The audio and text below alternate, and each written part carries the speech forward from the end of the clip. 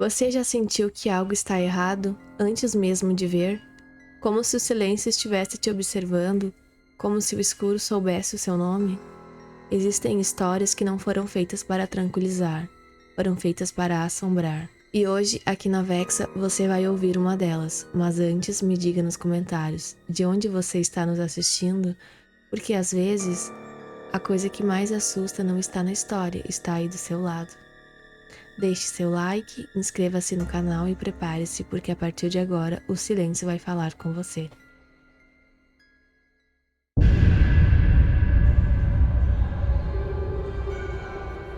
Tem lugares que não saem da gente, não importa o tempo que passe, quantas fases da vida a gente atravesse, tem lugares que ficam. Não como lembrança bonita ou ferida aberta, ficam como uma presença muda, uma coisa que respira atrás da nuca quando a gente fecha os olhos.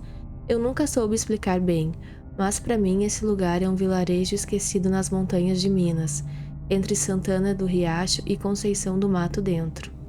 Um lugar que, oficialmente, nem existe. Era 2017. Eu estava no 5º semestre do curso de Antropologia na Universidade Federal de Ouro Preto. Para cumprir a carga de atividades de extensão, me inscrevi num projeto chamado Cartografias Culturais dos Sertões Minerais. Soava bonito, mas a verdade é que era só um pretexto para enfiar a gente no interiorzão, em comunidades quase fantasmas, e fazer anotações sobre festas locais, rezas e modos de vida que ainda resistiam ao tempo. Nos colocavam numa van velha, éramos 5 ao todo, 2 rapazes e 3 moças, todos da mesma turma. E seguimos viagem guiados apenas por um mapa impresso e um motorista que parecia não saber direito onde estava indo. Foram quase 7 horas, subindo e descendo morros de terra batida, atravessando estradas que mal tinham nome. O calor era pegajoso, denso, como se a mata respirasse em cima da gente. E não havia nenhum sinal de celular, só o zunido dos insetos. Quando a gente já estava convencido de que o motorista tinha se perdido, vimos as primeiras casas. Pau a pique, algumas de barro cru, outras de alvenaria mal acabada, mas todas, sem exceção, muito bem cuidadas. Os quintais eram limpos, as cercas de arame bem esticadas, flores plantadas em latas de tinta reaproveitadas, um cuidado estranho, meticuloso, quase cerimonial. Na entrada do que parecia ser a rua principal, havia uma cancela improvisada e uma pequena guarita feita de telhas de zinco. Dela saíram 2 homens, um mais velho, de boné e camisa puída, e outro mais jovem, que apenas observava sem dizer palavra. O mais velho carregava um caderno e uma caneta. Nos analisou como se estivesse marcando alguma coisa. Quando o motorista falou que éramos os estudantes da Federal, ele apenas assentiu e ergueu a cancela. Ninguém sorriu, ninguém deu boas-vindas.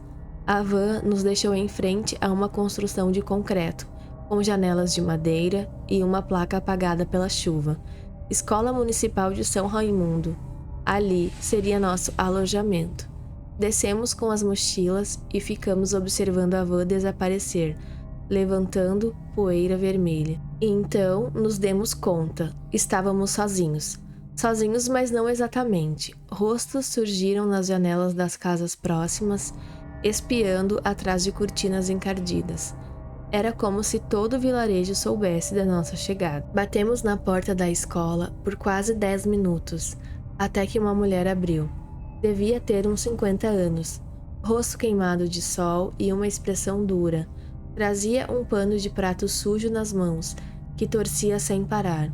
Quando explicamos quem éramos, o sorriso dela diminuiu. Era hoje que vocês vinham? Ela perguntou, como quem não queria saber a resposta. O senhor Abílio falou de vocês, mas acho que ele se enganou. Fez menção de fechar a porta. Hoje não é um bom dia.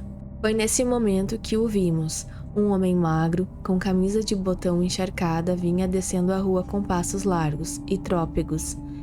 Estava coberto de suor, mas não o suor comum do calor. A camisa dele estava encharcada, como se tivesse saído debaixo de um chuveiro. O cheiro dele chegou antes do corpo, um suor ácido, azedo, que queimava o nariz. Ele veio se desculpando, dizendo que houve um erro, que pensava que chegaríamos só na semana seguinte. Era o tal do Abílio, o coordenador local. Mas a voz dele era desconexa, nervosa, os olhos não paravam em lugar nenhum, como um animal acuado. Nos levou para dentro da escola. A sala onde ficaríamos tinha 6 catres de lona dispostos lado a lado. Ventiladores de teto giravam lentos, fazendo mais barulho do que o vento. Abílio disse que voltaria às 11 da noite e que então explicaria tudo. Pediu que descansássemos e sumiu no corredor. Nós estávamos exaustos. Ninguém tinha energia para questionar nada. Apaguei assim que encostei no catre. Quando acordei, já era noite. A mesma mulher da porta havia trazido comida. Uma galinhada simples, mas cheirosa. Comemos calados, depois ela nos mostrou o pátio dos fundos, onde tambores com água e toalhas limpas nos esperavam. Tomar aquele banho foi o único alívio do dia. Às 11 em ponto, Abílio apareceu na porta. Silencioso, fez sinal para que o seguíssemos. O vilarejo estava mergulhado em escuridão absoluta. Nenhuma luz, nenhum som, nenhum movimento. Era como se todos os moradores tivessem evaporado. Seguimos seus passos por ruas estreitas, até uma construção que destoava de tudo, uma igreja feita de pedra escura, quase negra, com uma cruz de ferro no topo. As portas estavam entreabertas e uma luz alaranjada tremulava lá dentro. Abílio entrou primeiro, e nós, como puxados por uma força antiga, seguimos atrás. O ar dentro daquela igreja era diferente, não só mais quente, mas mais espesso, como se cada inspiração arrastasse consigo séculos de silêncio e fumaça. O cheiro era uma mistura adocicada e amarga, difícil de descrever. Cera derretida, poeira antiga, incenso, tudo isso condensado num calor que colava na pele. O interior era iluminado apenas por velas, centenas delas. Estavam por toda parte. No chão, nos bancos, nos suportes improvisados, havia velas em pratos, copos, bules velhos, garrafas cortadas. Elas tremeluziam em tons alaranjados e vermelhos, fazendo sombras dançarem nas paredes como vultos que se recusavam a descansar. Abílio não disse nada, apenas parou no meio do corredor e apontou com o queixo na direção do altar. "É por isso que vocês vieram?", sussurrou quase como uma prece. Foi então que eu o vi. No fundo da igreja, suspensa contra uma parede de pedra escura, havia uma figura que à primeira vista parecia um crucifixo comum.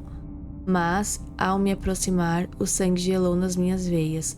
A cruz era gigantesca, de madeira bruta, enegrecida, e nela estava pendurado um corpo, ou o que restava da ideia de um corpo.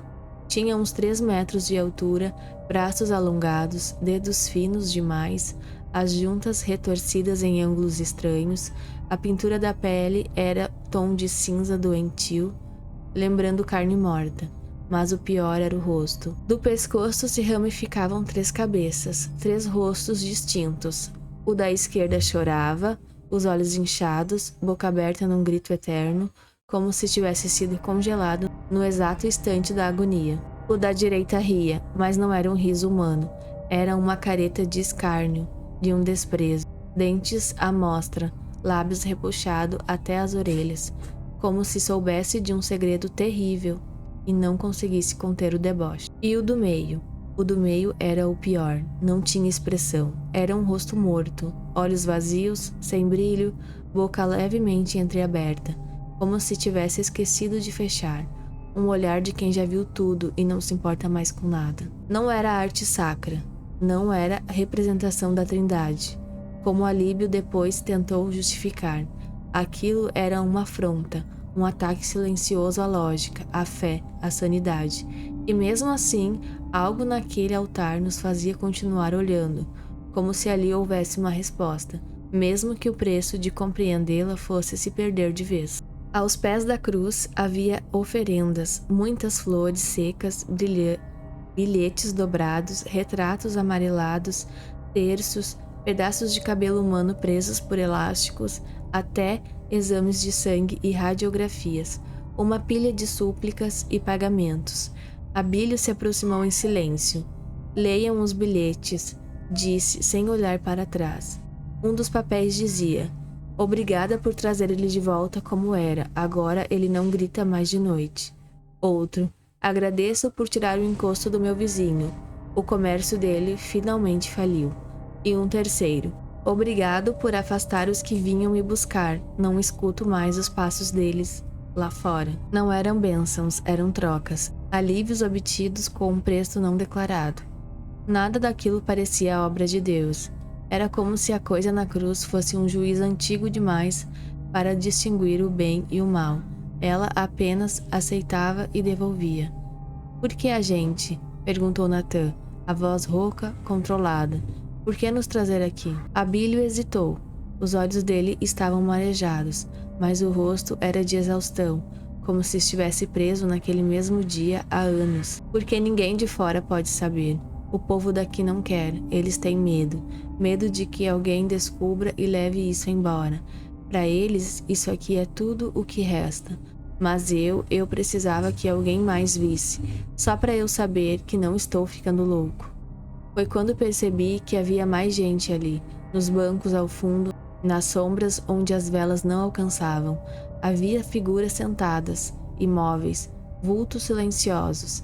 Eles estavam ali o tempo todo, e quando Abílio parou de falar, todas as cabeças se viraram ao mesmo tempo, encarando o altar. Uma mulher se levantou, não com os pés. Ela flutuou, se ergueu no ar em silêncio, como se estivesse sendo puxada por uma força invisível. Flutuava com as mãos juntas, em prece, de frente para o crucifixo. E então os olhos da estátua se moveram. Os 3 pares de olhos, o do sofrimento, o da zombaria e do vazio, se voltaram para ela ao mesmo tempo. Um movimento lento, mecânico, preciso. Mas era impossível, eram olhos pintados, eram estáticos e mesmo assim se mexeram. O impacto foi indescritível, uma onda invisível percorreu a igreja inteira. Eu senti no peito um calor intenso, vertiginoso, como se estivesse caindo num abismo e ao mesmo tempo sendo elevado. Não era fé, era outra coisa. Algo que tocava você por dentro e arrancava o que havia de mais humano. Eu me sentia curado e amaldiçoado ao mesmo tempo, como se tivesse visto a verdade e ela fosse intolerável. Saímos de lá em silêncio. Abílio nos guiou de volta como um pastor guia os animais depois do sacrifício. No pátio da escola, o céu parecia desabar sobre nós, mas não era nuvem ou chuva, era o céu em si. Abílio apontou para uma estrela fixa, branca, muito mais brilhante que qualquer outra. Foi de lá que ele veio, disse. Aquilo não é uma estrela, está olhando de volta. Eu nunca mais consegui olhar para o céu da mesma forma.